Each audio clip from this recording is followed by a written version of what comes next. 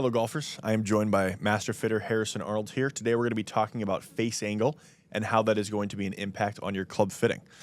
So, first of all, just kind of inform the golfers out there, what is face angle? How does it contribute to a fitting? What is it causing the golf ball to do? Yeah, for sure. So face angle is just how that face is presented at impact. So on our TrackMan systems that we use, if it's a negative number, that'll mean that face is closed to your target, so left of your target for a right-handed golfer. And if it's a positive number, it'll be open to your target. Yep. So really all face angle is how that is, it's just going to control the start direction of the golf ball. Yeah, and face angle is really, really important when it comes to determining dynamic loft, which is how much loft is actually applied at impact. I can give someone a 12-degree driver, and one person's dynamic loft might be 15 degrees, another person's might be 7. So when you leave the face open, you are creating more loft on that club. That dynamic loft is going to be higher. You're going to see more spin. You're going to see a higher launch angle. When that face is closed, you're going to see lower launch, lower spin. That is reflected here in the data as a closed face spin rate was around 2,200 RPMs and an open face was at 4,200 RPMs. So we're seeing 2,000 RPM difference just from the face angle changing from negative 4 degrees or closed 4.2 degrees to open 5.5 degrees. Yeah, and that's and I think the next thing to kind of look at when we look at face angle, how does it affect the ball flight? How does it affect the loft on the face? How does it affect your spin rates? We look at the open face, again, adding a little bit more spin. If you leave the face open, well, we see it all the time on the golf course, you leave it open and block it out the right, gets a bit stuck in the wind, lose a lot of yardage. Well, that's because there's a little bit more spin. When we have that face closed, it starts to fly out the air, and those duck hooks that we tend to see on the golf course, right? Yeah. That's because when the face is closed, you're going to be losing spin and lose a lot of control.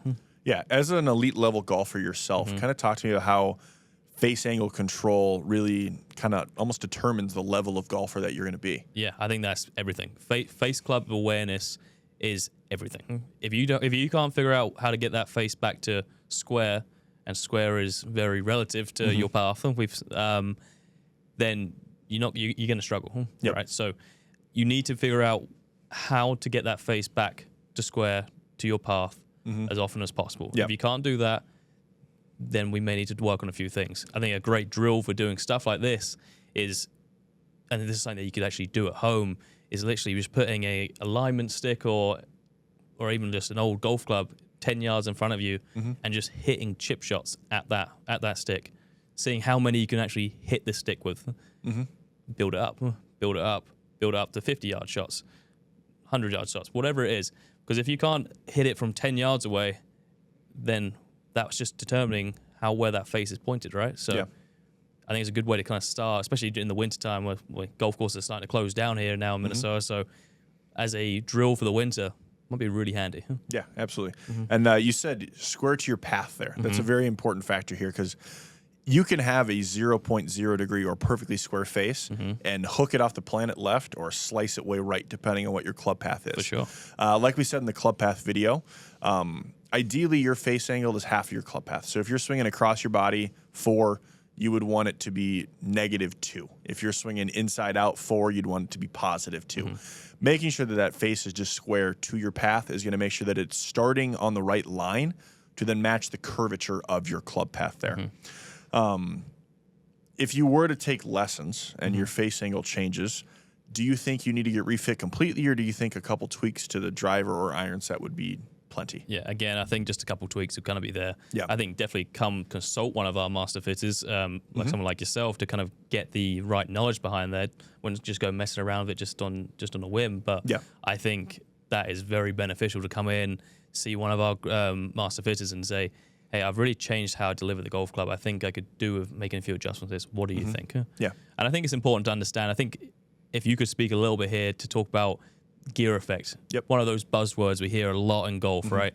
Explain to viewers on how face angle directly correlates to gear effect, and maybe just explain it, make it let's make it a little bit more simple. Absolutely. So gear effect is really just going to be the spin axis of the golf ball. I'll try and send our editors a good demonstration here to kind of pull up on screen. Would be helpful. But spin axis is basically the side rotation of the golf ball.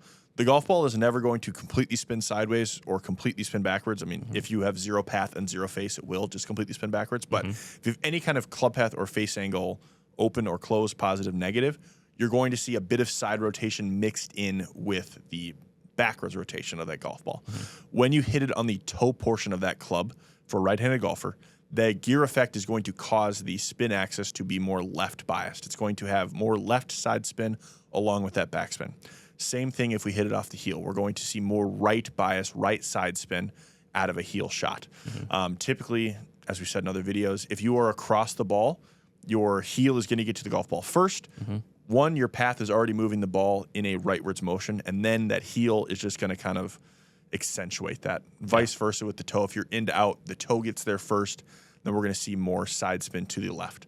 That is why anyone that misses with a slice, they know if you hit it in the heel, very, very bad things happen. But if you catch one a little toey, you really can get away with it. Yeah, for sure. For me, myself, as someone that hits a draw, if not snap hook, if I catch one heely, I'm really not too upset about it because it's going to fight all that left spin I'm already putting on it. Yeah.